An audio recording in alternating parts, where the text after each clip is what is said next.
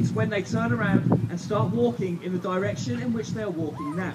You see, they're not pulling against any weight anymore. The arm is locked down and the counterweight is locked up into the air.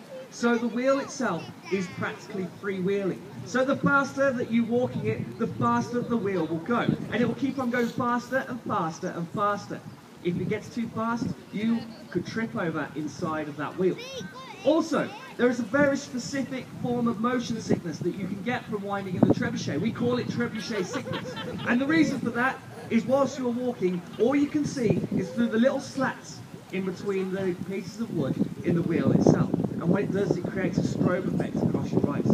It disorientates you, it makes you feel nauseous. And the more you keep on walking, the more nauseous you will feel, until finally you vomit in the wheels. Vomiting isn't nice at the best of times, especially though when you are in a wheel. The reason for that is it goes out onto the floor, and then it comes all the way back around until it becomes the ceiling. Of course, that's not going to be the nicest thing, but also trebuchet sickness does another thing. It disorientates you. It makes you lose balance. If you fall and trip inside that wheel, you will do the exact same thing. You'll go right away around the back of the wheel until you reach the top, and then you'll fall down on top, possibly snapping your spine upon the center axle. Now, the job of the winders is done. The trebuchet master steps up, and somebody inside the machine loads. Now we can fire all sorts of projectiles from this trebuchet. And today, this afternoon, we are going to be shooting an 18-kilo rock designed to destroy the structures within the castle itself. She steps up to the back, and then she'll clear the machine once the machine is loaded. Now the trebuchet master will go to the back of the machine, and she'll make sure that all the safety checks are completely done, making sure that the machine is safe to fire and that all other people are out of the way.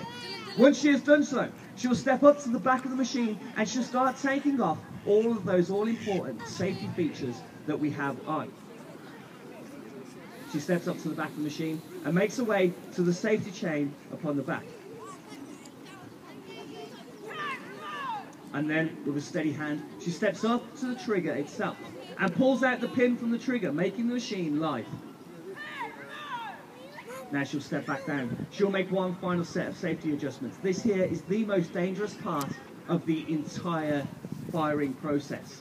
She'll step up and she'll make sure that everything is right. Then she'll go up to the machine. Now, if anything was to go wrong at this point, ladies and gentlemen, anything at all goes wrong, then our trebuchet master will be torn limb from limb. She will be ripped to shreds. So for safety, she puts on a tin hat. Good, she's going to be nice and safe now. Now she'll step up to the back of the machine and take the trigger rope in her hand. Now she is in sole contact with this machine. She is the only person who can fire it. However, we do require a little bit of help from you guys. We want a countdown from 10 to 0.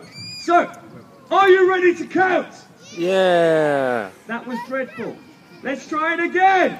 Are you ready to count? Yeah. Good. And 10, 9, 8, 7, 6, 5, 4, 3, 2, 1.